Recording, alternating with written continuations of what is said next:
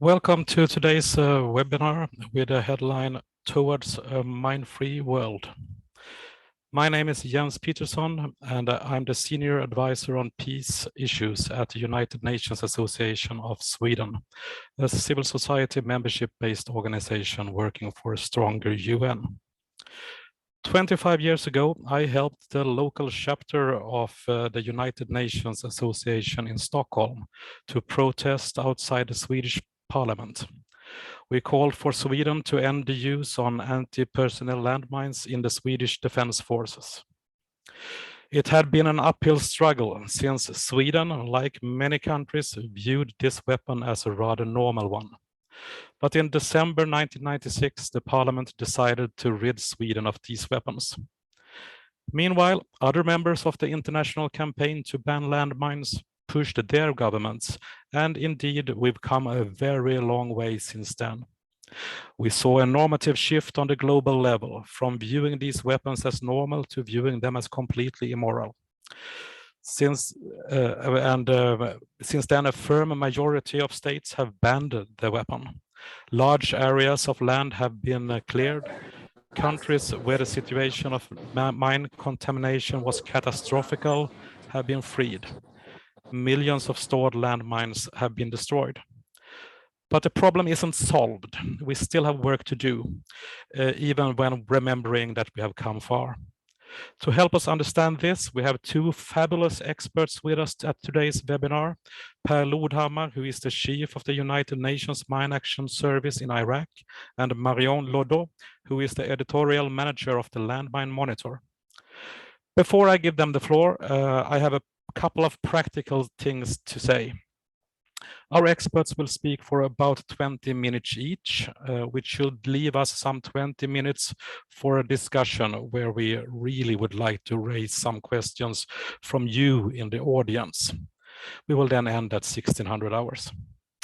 If you want to contribute with a question, write down at least a summary of it in the Q&A, question and answers function here on Zoom, probably on the bottom of your screen.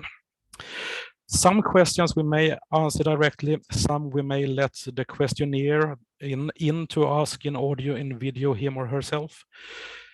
In a webinar, you and the audience are not normally visible to others, but if you ask a question, we can let you into the picture. If you do not want to participate in a video, feel free to write it already when you ask the question in the Q&A function. I would also like to tell you that we are recording today's webinar for probable later use. We really want you to be present as an audience here live today, but we do know that there are persons unable to attend live, so we are very likely to produce a recording in due time. So, without further ado, I would like to introduce our first speaker, Marion Lodo. When the international campaign to ban landmines managed to push forward a treaty banning landmines at the end of the 90s, it considered how to secure that treaty is followed. One important tool for this is the Landmine Monitor, a thick yearly report telling the world most of what you would like to need to know on the general situation on landmines in the world, and also on state compliance to the treaty. Marion is the editorial manager of this important tool. The floor is yours, Marion. Thanks very much, Jens, and good afternoon, everyone. Good morning or good evening. I don't know if some of you are not in Sweden. Just give me 1 second for me to share my screen and I will kickstart that presentation straight away. There we go. So yeah, good afternoon and thanks so much for the invitation, Jens. It's always a pleasure to have the opportunity to present what we do at the Monitor ICB at CMC. And on a personal level, I'm very excited to participate because I used to study in Sweden a long time ago when I was way younger in Växjö University. So it's always a pleasure to be able to exchange with Swedish people. But enough about me. I'm here to talk about serious business. And the aim of this presentation is, in a nutshell, to explain what is the monitor, what we do, how we do it, why we do it, because I believe that's important to understand that. Then we will look at the latest figures that we have and that we have published in the Landmine Monitor 2021, our latest publication, so that you will have an overview of what is the situation globally when it comes to landmines and explosive remnants of war, or ERWs, as we call them. And then I'll be happy to take questions at the very end, as Jens mentioned. And I guess I should also mention that the PowerPoint presentation will be available after. I'm happy to share it via email, so don't worry if you don't have the time to write down everything that is on the screen. So the Landmine and Cluster Munition Monitor, that we also call the Monitor, is the research initiative of the ICBS-CMC, the International Campaign to Ban Landmines, and the Cluster Munition Coalition. So just for you to understand, the ICBS-CMC is a global coalition active around the world, and we are working for three main objectives. First, that there is no more use of anti-personnel mines and cluster munition. Second, that we decrease the level of land contaminated toward a mine-free world and a cluster munition-free world.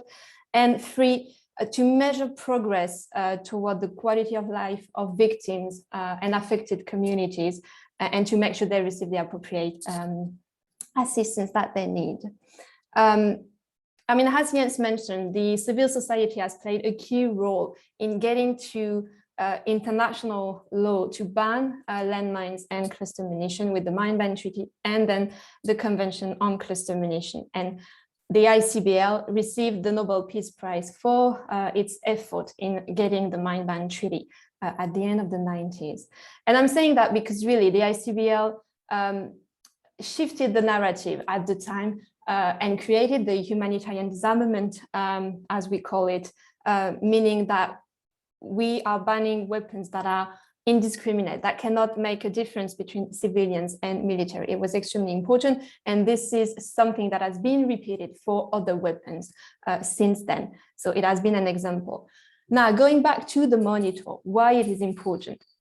The monitor was created right after the Mine Ban Treaty was adopted, because we knew we needed a tool at the time to make sure that states would implement the comprehensive ban that the Mine Ban Treaty created, and to make sure that we were making progress, to make sure that we were providing assistance to the affected communities and survivors of those weapons. We needed to have some indicators to make sure that we were making progress or we were facing challenges. And this is exactly what the monitor is doing. So we report on universalization and implementation of those two legal instruments, the Mine Ban Treaty and Convention on Cluster Munitions. And more generally speaking, we are looking at what the international community is doing to get rid of those weapons. And what are the new challenges that can emerge from time to time, or the recurring challenges. We are doing our work thanks to a global network of in-country researchers that are in affected states. Sometimes we do have landmine survivors as well that are conducting research for us in those countries. And this is extremely important because they can get information that we would not be able to get, remotely. So it is extremely important to have those people on the ground making research for us. We also have what we call three editorial teams, looking at three different aspects of the work. What we call ban policy. So that team will look at everything related to universalization. How many states have joined the treaty? Looking at the use of those weapons, because unfortunately, those weapons are still used in some conflicts. So we are tracking that. That team is also looking at stockpiles of those weapons, production, transfer. Those are very important matters to make sure that those treaties are implemented and that states parties are complying with their obligation. But don't worry, I'll come back to that when we go into the findings of this year report. Then we have what we call the impact research team, looking at how we can measure the impact of landmines and ERWs on the population and in the countries. So this team is looking at the impact in terms of contamination and in terms of casualties. Then this team is also looking at the ways put in place to address that impact through clearance of land, through risk education, making sure that the affected communities are aware of the risk and so that we can save their life in a nutshell. And then victim assistance, making sure that affected communities, survivors, families receive the appropriate level of support. And then we have one last team that is looking at support, what we call support for mine action. And it refers to international support, which is assistance by international donors and national support when an affected state has a mine action program and that it is contributing to its own mine action program. So we're looking at that as well because it's important to know what is the level of resources available to make progress toward a mine-free world. Then if we look at the objectives of the monitor, so we are an independent research initiative. Yes, we do provide research for the ICB-ICMC, but our aim is really to provide objective research. We do report on what states parties are reporting. We are looking at different sources of information. As part of the Mine Ban Treaty, states parties do have to provide annual reports on how they implement their obligation under the treaty, what are the challenges, what are the gaps. So we are using those reports extensively. We are also in touch with authorities in the different countries and so on. We have different sources of information. And so the objective, you can see that on the screen, really, as I said earlier, is to have a global overview of the situation so that we know what are the gaps, what are the challenges, what are the progress, what are the lessons learned to make sure that we can also implement possibly those lessons learned into other contexts. The idea is to inform the discussions because each year you have annual meetings as part of that framework. And if you want to be able to measure progress, you need to know what's the situation at a glance. So we are providing that information through our annual reports. We also have country-specific profiles online. If you want more information in a specific area, such as Afghanistan, for instance, or any affected country. And so really the idea is to promote the humanitarian disarmament because it works. I mean, you will see that when I will present findings in a minute, but this treaty has worked. Yes, we do have challenges, but it is working. It is saving lives. So it's important to have a project such as the monitor to make sure that people are aware of that. As I said, it is also complementing transparency reporting. As I said, so states parties do have to submit annual report to explain what are the activities they are implementing. Sometimes those reports are not submitted simply, which is a problem. So having that report that provides a general overview is a way as well to adding, another layer of information available out there. And our ultimate goal, obviously, is to contribute to effort toward a mine-free world and a cluster munition-free world. Now, looking at what is the situation and what we have published in the Landmine Monitor 2021 that was just released 2 weeks ago at the UN, and you can also find it online, of course, on our website. I will provide all the information at the end of the presentation. So I will just go through the main findings. Don't worry, I try to be as short as possible because I could talk about the monitor for hours, but I won't. So first we will look at the impact of mine and ERWs, because I think that's really the most important, and it is at the heart of the work that we do. So last year in 2020, we have recorded at least 7,073 mine and ERW casualty. It was a 20% increase from 2019. You can see the detail there of the number of people killed and injured. I say at least because we don't have access to all the information and we know that there might be more casualties out there, but still it provides a good overview of where we are. In 2020, that was the first time since the monitor began its reporting that Syria was the country with the highest level of victims. Before that, it was Afghanistan in the previous years. And since 2013, what we've seen is that there is a high level of casualties because of new conflict happening in Syria, in Yemen, and Ukraine, and where landmines have been used. And ultimately, you have more victims when those weapons are used. What is extremely important to keep in mind is that those weapons, as I said earlier, are indiscriminate. They cannot make a difference between a kid, a soldier, a civilian, or anyone. And as you can see, civilians represented 80% of all casualties where the status was known, and children represented half of those civilian casualties, which is extremely dramatic. And it explains why we do need that mine-ban treaty to make sure that those weapons are weapons of the past and won't be used anymore. Another aspect of the impact, how to measure the impact of landmines and ERW, is the level of contamination. So we have at least 60 states and other territories that are contaminated with landmines. 33 are states parties to the mine-ban treaty and have clearance obligations. It means that as soon as the treaty enters into force in those countries, they have 10 years to clear their land. Of course, there are options to extend their clearance deadlines, but the objective is to do so in a 10-year deadline. Then you have 22 states not party and 5 other territories that are also contaminated.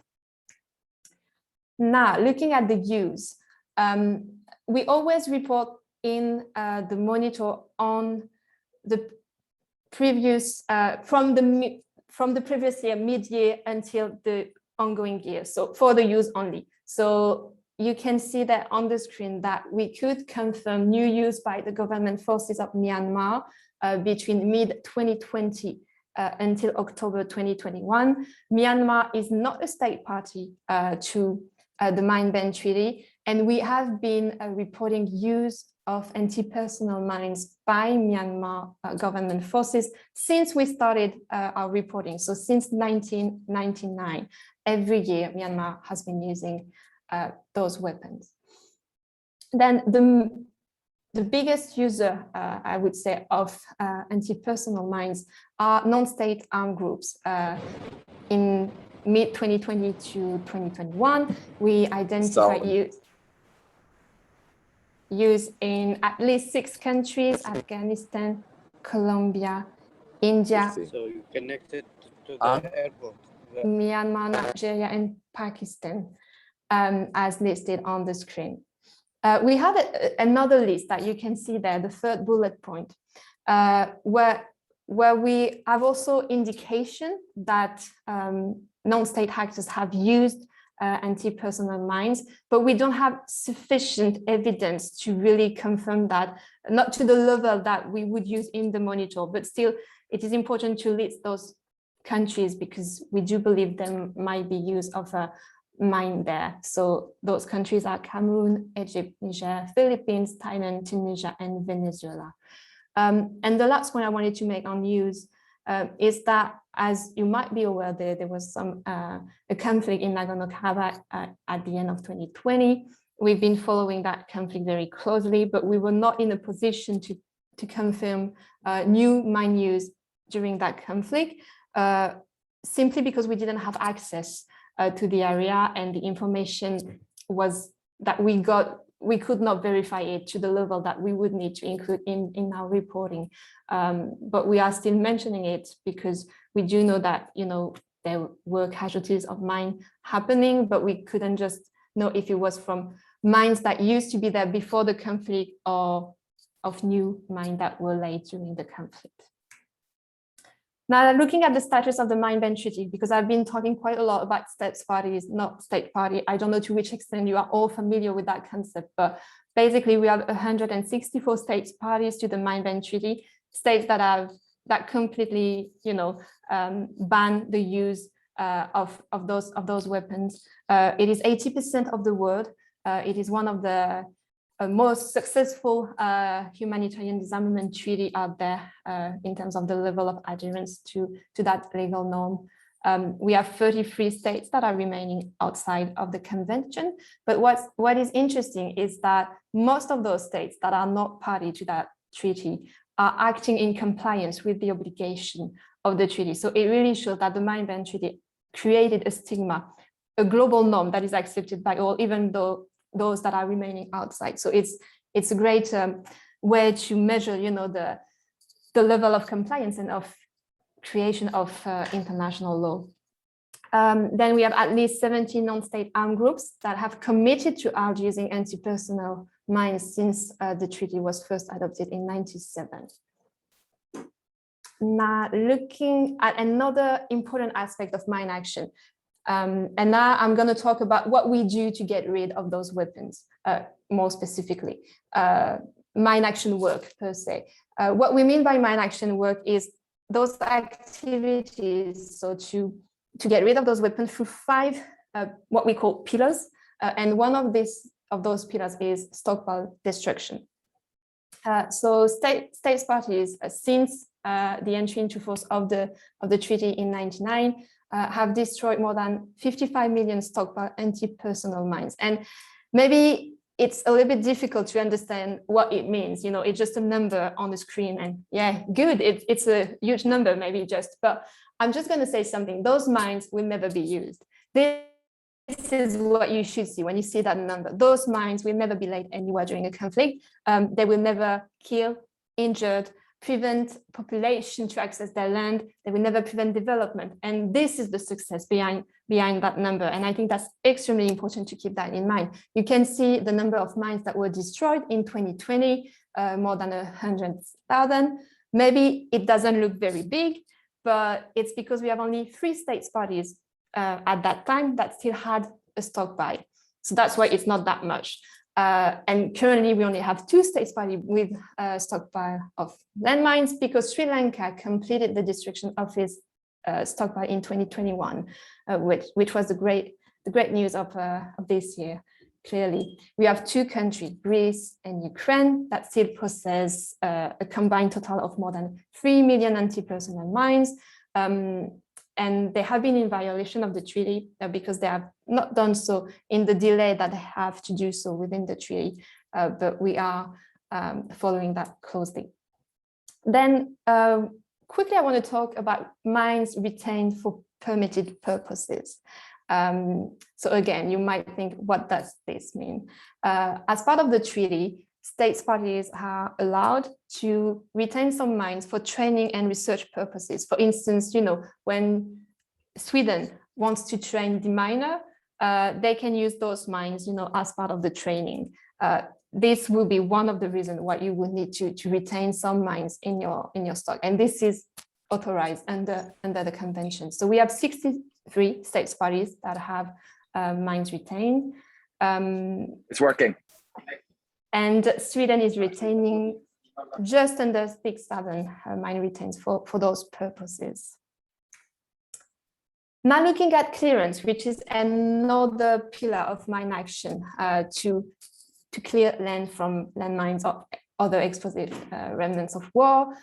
In 2020, states parties reported clearance of at least 146 square kilometers and the destruction of more than 135,000 anti-personnel mines. So you can see the comparison with what was achieved in 2019. So it's a little bit less, but when we take into account that it was a year marked by the COVID-19 and all the impact I will mention later it had on activities, it is quite a good number, actually. We had 2 states parties that have completed clearance of all of their mine areas in 2020, Chile and the UK. For those of you wondering, the UK was contaminated in the Falkland Island, Malvinas. So it also means that Argentina is therefore no longer mine affected, given the tension around that territory between the 2 countries, but let's not go into that there. Mine clearance was suspended in several countries because of the COVID-19 related restriction in 2020. Some states could not conduct any clearance operation, and they reported it was partly due to COVID-19. In some other countries, activities were suspended for a short period of time. And then we have 7 states parties that have requested extension to their clearance deadline in 2021. You have the list on the screen.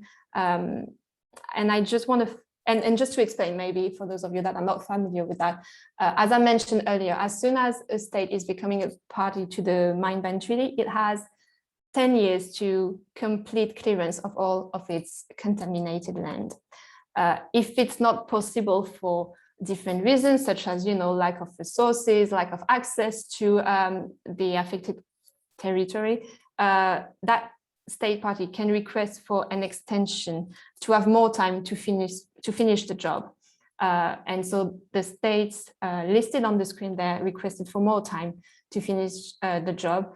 And those were Cyprus, the Democratic Republic of the Congo, Guinea-Bissau, Mauritania, Nigeria, Somalia, and Turkey. And in the case of Guinea-Bissau, Mauritania, and Nigeria, those states have completed clearance in the past. But because of new use of improvised mines in that country, they do have now new contamination, and they have to address that contamination. Risk education is another pillar. Thank you very much, Marion. I think that we need to go on to Per's presentation first and see if we have questions for you later. Okay, I can stop there. No problem. Thank you very much. And if you have questions for Marion, you can write them in the Q&A section already now, and we will pick some of them later. Marion, could you stop sharing your screen as well? Thank you. Mine action is a term used to collect work done on mine clearance, mine risk education, victims assistance, stockpile destruction, and advocacy. UNA Sweden, my organization, does do advocacy work ourselves, but we are not working like others in the field with other pillars of mine action. But we are, and have for a long time, however, supported other organizations and international bodies to do mine clearance and mine risk education, etc. For several years now, our support has been focused on supporting the fine work of the United Nations Mine Action Service, UNMAS. One of the tougher situations in the world when it comes to landmines and similar weapons is the one, or should I say the several situations in Iraq. UNMAS work in Iraq is currently led by Lodhammar, who happens to be a Swede. We are very happy that he has offered to be present today and give us some examples of what UNMAS and its partners does in practice. So speaking from Baghdad, I hope that the technology is with us. Varmt välkommen to Lodhammar. Tack så hemskt mycket, and thank you very much. And it seems like the technology is actually working this afternoon. And I'm actually, I was about to say broadcasting, but I'm coming from northern Iraq. I'm at the airport in Erbil right now. So to briefly introduce me, as stated, I am Swedish. I've been in Iraq for 5 years. I've been in mine action for 22 years, and I've been working with explosives for the last 31 years thereabouts. So for the next 20 minutes, I will talk about the situation in Iraq and what United Nations Mine Action Service are doing in Iraq. And I will start with a few words about what mine action is and what it entails. And as you're probably aware, it's a combination of humanitarian aid and development studies that aims to reduce the social, economic, and environmental impact from landmines and explosive remnants of war. In Iraq, I 5 years ago opted to call it all explosive hazard management because it was so much broader than a traditional mine action program. And very early after we started in Iraq, almost 6 years ago, we started finding mainly improvised explosive devices in the areas liberated from Daesh. So mine action consists of 5 complementary groups. One of them is humanitarian demining, which is basically removing the threat. Explosive ordnance risk education, which is all about delivering life-saving messages to affected populations and returnees. Victim assistance, which is the rehabilitation and support of mine victims, so people who's been injured and wounded by landmines and other explosives. Stockpile destruction, so destroying the stockpiles of existing landmines. And then advocacy to promote policies and practices. And we'll move on to the next slide. And I'll mention a few things about UNMAS here. We work in all these 5 pillars. We're part of the Department of Peace Operations, and we're standalone unit in the Secretariat. We actually, it says 19 countries there, but we actually have a record of 21 countries that we are supporting right now with mine action activities, where Iraq is one of them. So moving on to the next slide. So the work that we are doing, it's steered by a number of different conventions and treaties. And one of them that's been mentioned already is the Anti-Personnel Mine Ban Treaty. We have the Convention on Cluster Munitions, Convention on Certain Conventional Weapons, and then lastly, the Convention on the Rights of Persons with Disabilities. Moving on to Iraq. And this, for me at least, I mean, I could talk about Iraq for days. I only have 20 minutes, so it's a bit condensed. But as I said, I've been here for 5 years. The program has really been in existence for the last 6 years. We launched operations in 2016 under a Security Council resolution called 2470. Since then, we have received support from 20 different donor countries, and at our peak, we had $76 million in 2019, but over the last 5 years, we brought in $225 million, which in mine action terms actually is a lot, and especially considering that all of this is voluntary contributions, so not the regular assessed budget contributions. We work in 3 pillars in UNMAS with UNMAS Iraq. One of them is technical support, and that is traditionally what one might call capacity development or capacity building. We opted not to call it this because the government of Iraq has an enormous capacity when it comes to mine action, and it's been active in mine action for really the last 20 years. So we call it technical support instead, to expand and to build on the previous capacity. Then it's explosive hazard management, which is basically finding the threat and removing the threat. And initially only in the liberated areas, the areas that were liberated from Daesh. And the last one is the explosive ordnance risk education, which is delivering life-saving messages to vulnerable populations and returnees. Next slide, please.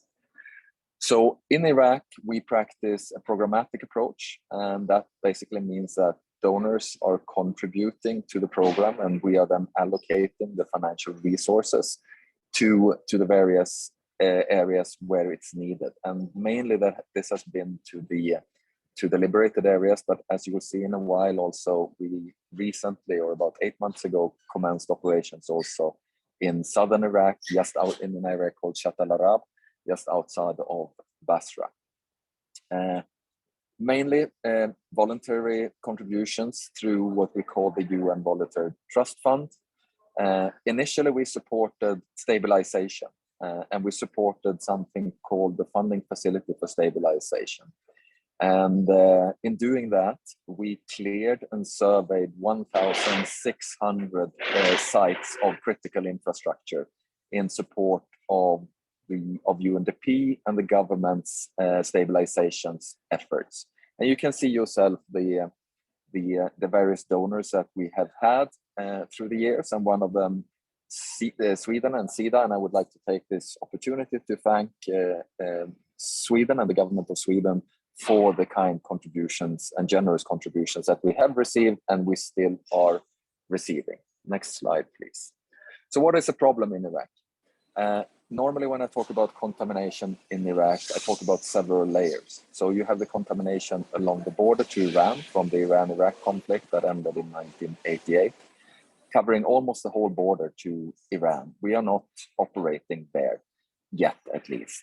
Then contamination from 2 Gulf Wars in southern Iraq, then from various internal conflicts across Iraq, but mainly in northern Iraq with over 2,000 confirmed hazardous areas. And then on top of this, the last layer, which is the layer from the conflict with Daesh, with mainly improvised explosive devices manufactured by Daesh, but also ammunition that was fired and failed to function by the coalition and by Iraqi security forces. And we're talking about millions of legacy landmines, plus the new contamination adding in addition to this, and also the new contamination appearing in what is an urban environment. So houses, high-rise buildings, tunnels, water treatment plants, power plants, etc. Next slide, please. So it's a new type of contamination, really, and previously almost unseen. Iraq saw improvised explosive devices. They're homemade, they're easily camouflaged, They're just as dangerous as a landmine. And we often see them in Iraq, at least in urban environments, but also in agricultural areas. And they can basically be made from anything that you can find in a hardware store. And for explosives, Daesh used ammonium nitrate, which is fertilizer, mixed with aluminium powder, which becomes a very potent substance, not as fast as explosives or traditional explosives, but definitely deadly. Daesh left thousands and thousands of improvised explosive devices behind to ensure that people could not return to their places of origin. And not only on roads, but also in residential areas. So we see private houses infested with improvised explosive devices, bridges, even underwater, and all of this making survey and clearance operations very costly and also high risk for us. We've seen them in teddy bears, we've seen them in dolls, we've seen them with passive infrared fuses, we've seen tripwire devices, pressure plate devices, anti-lift devices, and often anti-lift devices combined with pressure plate devices. Next slide, please. So the three pillars that we're working under: technical support first. We provide the government with support here, training. We have also reviewed national standards. And what we're really trying to do is to enable the government of Iraq to lead the sector and to coordinate the sector in going forward, so that we, through an exit strategy, can leave Iraq. My job is really to make myself unemployable in Iraq eventually.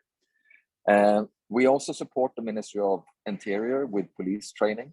Following the Daesh occupation, Iraqi police lost a lot of operators. We have replenished that pool of operators with police officers trained now to deal with explosive ordnance and improvised explosive devices. The next one is the explosive ordnance risk education that we've done through face-to-face training. We've done it through billboards, TV spots, social media campaigns. We do it for workers who are removing debris in Mosul and elsewhere. And we're also supporting refugees as they are returning to their places of origin as camps are closing. And the last one, and probably the most important one, is the explosive hazard management. So that is survey, which means finding the explosives and finding the contamination, and then clearance, removing, and then quality control to make sure that the various locations have actually been cleared and that all explosives have been removed, and then also development of standard working procedures. Next slide, please, Ron. I talked a little bit about before the footprint, the operational footprint. If you look at the north, you can see that we have operations in Sinjar, a place called Talare. Talare was infested with explosive manufacturing factories, about 200 of them run by ISIS. Nineveh Plains is another place where we are working, and also, of course, Mosul, where we have been present for the last 5 years. In Anbar, we have operations running in Fallujah, as well as Ramadi. And then recently we commenced operations in Basra. Basra is interesting from the perspective that the landmines that we're finding there, anti-personnel and anti-tank mines, were laid during the Iran-Iraq war. And we're working there on a polygon or an area that will be used for agricultural activities and housing eventually. And we're working with two of our UN partners in doing this. They will afterwards ensure that it's used for agricultural activities and that houses are built there. And the belt of landmines that we're working on there is almost 37 kilometers long. It's stretching all the way north up to a place called Munition. And contamination is almost undescribable in this area. So I'm very pleased that we've been able to commence operations also in the south. Next slide, please. So to elaborate a little bit further on technical support, you can see here a picture of some of the training that we are providing for Iraqi police. There's a man in a bomb suit. We do not only provide training for the Ministry of Interior and Police, we also provide training, mine action training, and an insight to the sector and our operations to parts of the government that are traditionally not involved in mine action. This so that they can support us when it comes to movement, access, etc. So our concept is very broad there, and something we've done from the beginning also has been that we embed staff from UNMAS, my staff, into different parts of the government. And this is providing us with unique access to decision makers, and we can also pick up problems as soon as they occur and address them. We work with 2 national mine action authorities. There is one in federal Iraq and there is one in the Kurdish region, and we support both of them with training opportunities. Next slide, please. So these are the 2 entities. It makes it politically complex. It makes it complex when it comes to coordination. Directorate of Mine Action are under the Ministry of Health, and the Iraqi Kurdistan Mine Action Agency is under something called the Council of Ministers in Iraq. But we seek to support both of them. In addition to this, we also support the Ministry of Interior, Ministry of Defense to a certain extent, something called the JCMC, National Operations Center, and also various other partners. I will elaborate a little bit on the Ministry of Interior and support for them. The flagship here has been something we call the Explosive Hazard First Responder Training. It's a 5-day training course only. This training allows us to teach local police officers on how to identify explosive hazards, how to warn the populations, and how to report. And that's it. And then they go back to their normal roles as police officers. In doing this, I was adamant almost 5 years ago that we would train female police officers, both to become trainers, but also to have this skill set with them. And this is something we achieved. Gender mainstreaming is, of course, important for the UN. It's important for UNMAS, but it's also very, very close to heart to myself and my team, and something that we have focused very much on. So just to mention a small success. The next slide, please. I won't elaborate on this one, but here you can see the range of different trainings that we have provided with the numbers of trainers that have been trainers or trainees that have been trained. And if you look at Ministry of Interior, you can see that almost 400 female police officers have been trained, and over 2,100 police officers in total, with very interesting courses such as a drone training course for them to be able to use drones to fly and look closer at explosive items, a GPS course, and very recently we had a post-blast investigation course that is actually ongoing right now. Next slide, please. Explosive hazard management. If you look at the figures here, we surveyed almost 220 million square meters. We later cleared almost 60,000 items of explosive ordnance, including almost a staggering 4,000 improvised explosive devices, and all of them across what we call the liberated areas. And then clearance of 9,600 million square meters.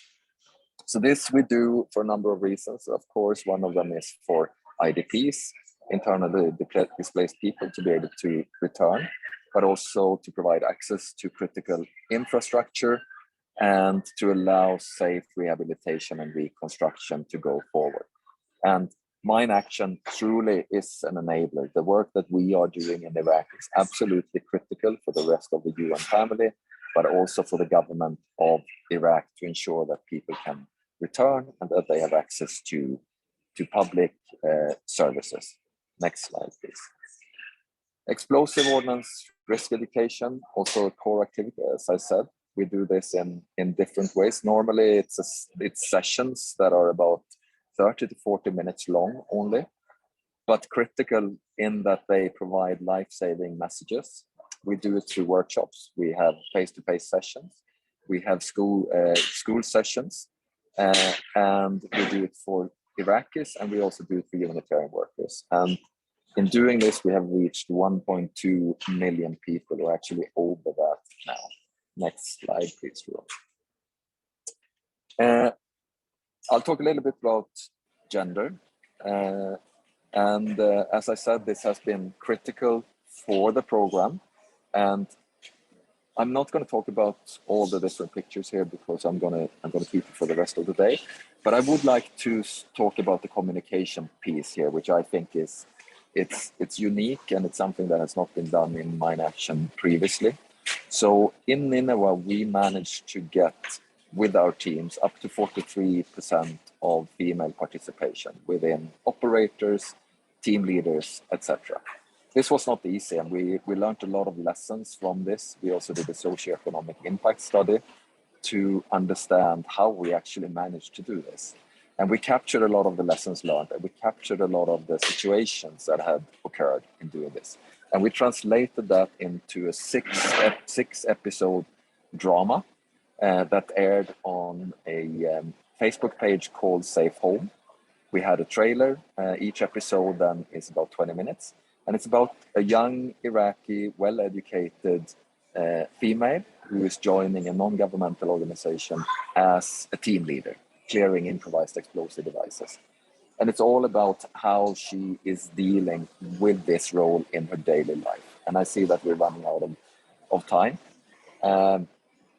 So I will move forward to the next slide. Or actually, Ruan, let's go to a typical workday in Iraq. Because okay, next slide, Ruan. All right. So I consider myself extremely lucky. I've been in Iraq for 5 years. I work with amazing international staff, fantastic Iraqis, and this is just to display what a typical working day for all you back home in Sweden, what it can look like. So from the top left, that's a meeting with the Ministry of Environment to discuss various coordination issues. The next one from in the middle top is a graduation for 100 police officers from an explosive hazard first responder training course. Next one is a field visit. I try to go to the field at least once a week or once every second week to see and meet the teams. The same with the bottom left picture. And the bottom middle picture is from our first mixed gender team with men, Iraqi and Yazidi, females and males working together in Sinjar, which was something we achieved 3 years ago. And the last picture is me during an interview with Swedish television. And on that note, I would really want to say thank you very much for this opportunity, and we'll be happy to share the presentation with everyone interested. Thank you so much, and have a beautiful afternoon in Sweden. Thank you. Lovely. Thank you very much, Per, and I hope that you will be able to stay for a couple of questions as well. We have already received a lot of questions, and the first one I think goes to Julia Andersson, who has questions to Marion. The floor is yours, Julia. Yes, hi, thank you. Hi, Marion. I would like to ask about the Mine Ban Treaty and how the universalization of this is going. Can we hope for more countries to join it? And how many countries do still allow anti-personnel mines? Can we hope that they join the treaty? Should I just answer Jens? Okay, I wasn't sure we were taking multiple questions. Thanks very much, Julia, for your question. I mean, I will start by just saying that landmines are prohibited weapons and should never be used by anyone. So you have 164 states that have agreed to do so, and we have 33 states that are remaining outside. But landmines are prohibited weapons. This is international law nowadays. Now, as you've seen, you have Myanmar that has been using those weapons since 1999, I mean, since we started reporting with the monitor, and then you have used by non-state actors. And that's the problem that we have now. It's no longer states that are using those weapons, but non-state actors. So that's why now efforts is, I mean, we keep our efforts to try to get more states on board, the 33 states that are outside, but we also need to have that communication with non-state actors to make sure that they abide by the convention obligations. So that's a work that, for instance, Geneva Call, it is an NGO based in Geneva, is doing, being in touch with those non-state actors and to have them sign a deed of commitment that they would abide by international law.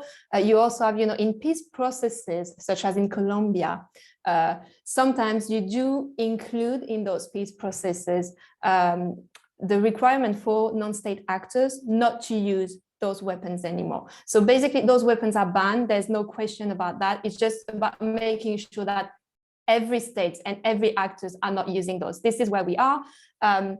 And what is good with the Mine Ban Treaty in terms of universalization is that we have 164 states. Again, I like to repeat that word because it is 80% of the world. And we're still working for the 33 additional states to join. Difficult to know who might be the next one. It's always a difficult bet, but we're working on that.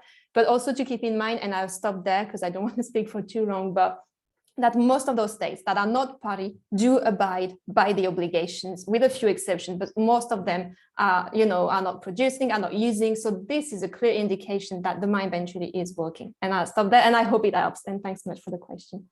Thank you. Thank you both, and thanks Marion for being short.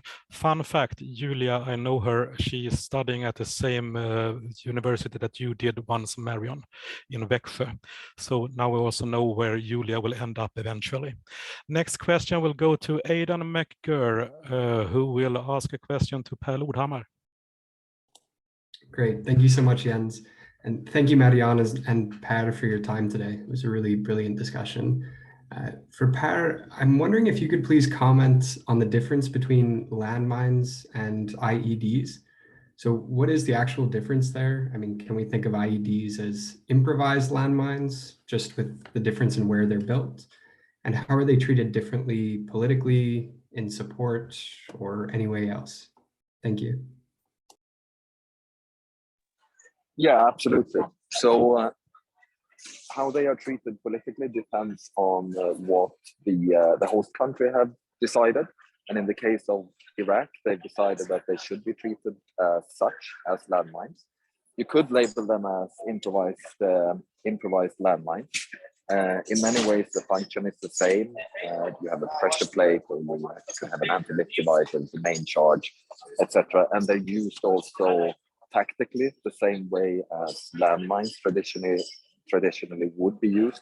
And in the case of Iraq also, they were actually manufactured in the thousands, all of them the same, almost, or not almost, but actually to an industrial scale by Daesh.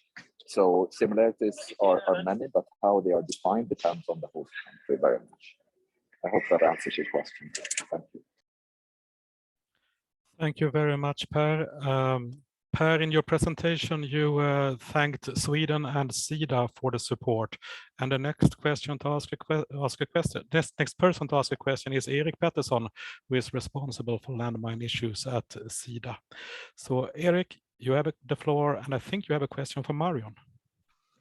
Well, thank you very much, and thank you for highlighting the important issue of mine action in this webinar. It's not so often it's in different events in Sweden, so I think that's very positive. And as you said, I'm working on mine action in SIDA, where I'm working under the Sustainable Peace Strategy, where we provide global funding to peace building, but also mine action, while our funding through UNMAS is primarily from our Iraq strategy. But question for Marion, if you could perhaps from your experience or from your opinion, do you see that there are some specific pillar of mine action or some particular geographic area which would require more attention on mine action?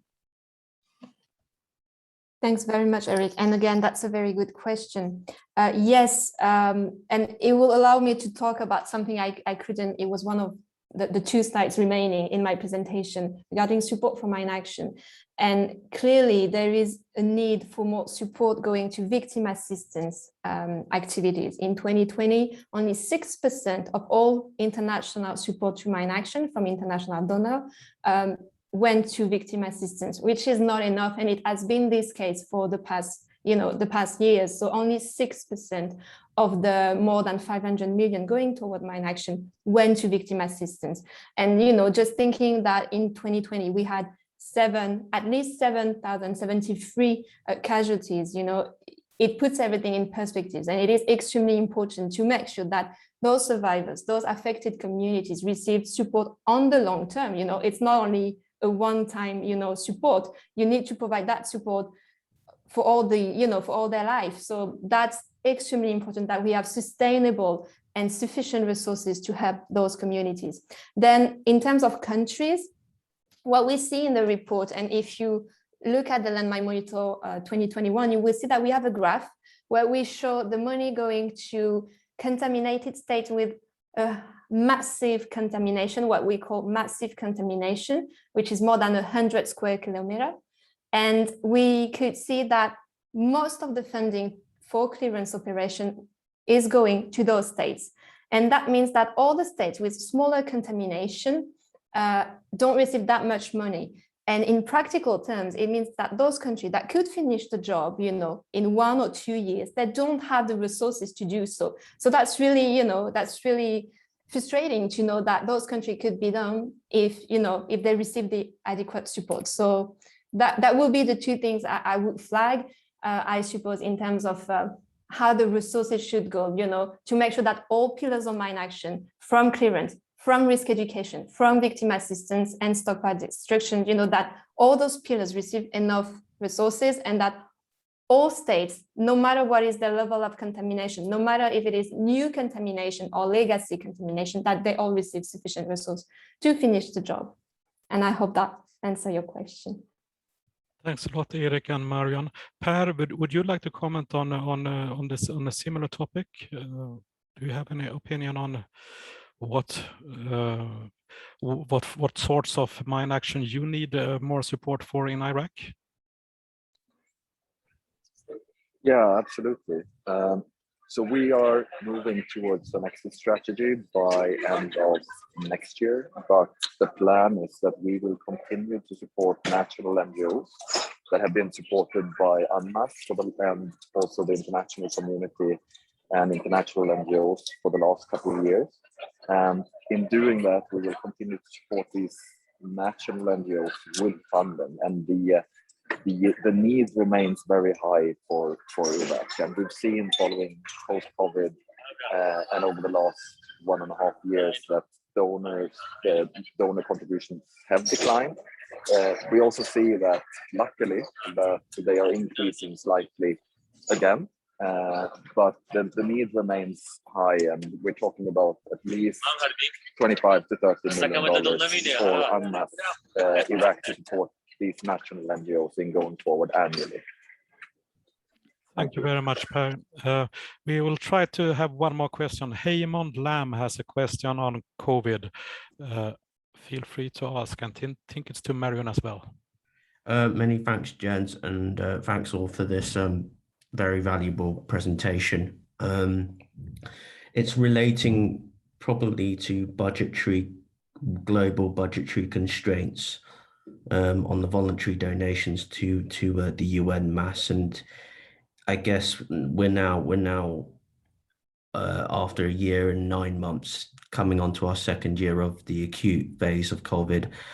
Just wondering, with national governments prioritizing their own national economic crises, looking at recovery, how do you see the next 3-5 years of voluntary donations from states parties to the Mine Action Service? Thank you. Thanks, Marion. Well, thanks for the question. I might not be able to comment on UNMAS, funding that they will receive in the coming years, but I can talk about the COVID-19 impact on international support, what we've seen, and then maybe Per could complement that. But what we've seen, and just to keep in mind, is that the Landmine Monitor is always reporting on the previous year. So when we talk about support for mine action, it is about 2020. So just keep that in mind in terms of the impact of the COVID-19, because we don't have yet the figures for 2021. But what we've seen and what we report in the monitor is that the COVID-19 impact on support for mine action was mostly in terms of more flexibility needed from donors to make sure that, you know, when operation could not continue on the ground, that money could still be, you know, disbursed and used in a way. Sometimes some donors agreed that some mine action funding was used as part as well of the COVID-19 response. So for instance, risk education activities that could be maintained were also including some COVID-19 prevention messages in there. That was one of the ways to tackle the COVID-19 impact on support for mine action. A few states have reported that they had to decrease their funding. For instance, Australia, it was the case, but they have now announced that they are back to a pre-COVID level of funding for mine action, which is great news. Some other states I've mentioned, such as the Netherlands, that the COVID-19 did not have an impact on their support to mine action. Then we have the case of the UK, which is a little bit more concerning for us in this sector, that as you might know, the UK in November of last year announced that they will cut their global aid budget. And this will have a strong impact on mine action because as a result, money going from the UK to mine action activities might be cut by 75% in 2021. And just so you know, the UK has been one of the largest donors of mine action in previous years. So it will have a real impact, you know, in countries where the UK was providing money. So this is what we will have to follow in the coming years.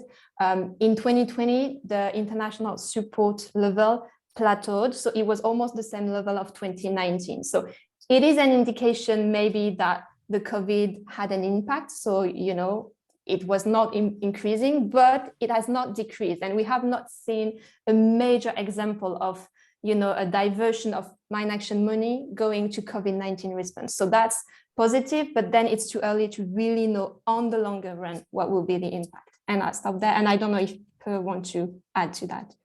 Thank you, Marion. Will Per want to say something about if he fears this? Yeah, I can just very briefly. Key for us was that because we had some operational downs, in general, we managed to maintain operations through COVID, with the exception of explosive ordnance risk education, because that is conducted face-to-face. But key was for donors to be accepting of extending donor agreements, so that because we couldn't spend all the money in a timely fashion, donors were very supportive in doing that. To comment on UNMAS as a whole in terms of COVID-19, I think is beyond my pay level.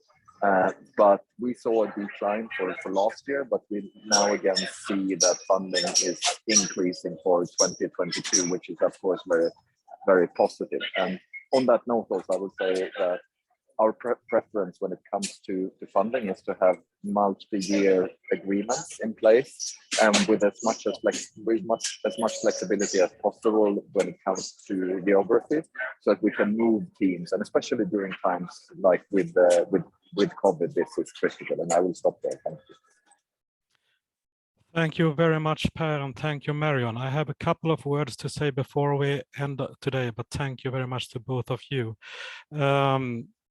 In UNA Sweden, we support UNMAS, and UNMAS are free to use the money where best they need it. It's easier than ever to donate to UNMAS through us in UNA Sweden. If you take your cell phone, you go to your Swish app, you scan the QR code on the screen in front of you, you add a figure of how much money you could spare, and then you put in your PIN code, but I won't give that one to you. And voila, the gift has been shared. And if you can't use the QR code, then you can switch the word mines to this number if you are a Swede. You could also check out our website, fn.se/minor. You could also support and check out the much information that you find on icbl.org. And of course, the same goes for unmas.org. For local chapters of UNA Sweden, if you want to contact me, you know where to find me. Thanks a lot for all of you for being here today, and I do hope that we will continue the work against these dreadful weapons. Thank you and bye.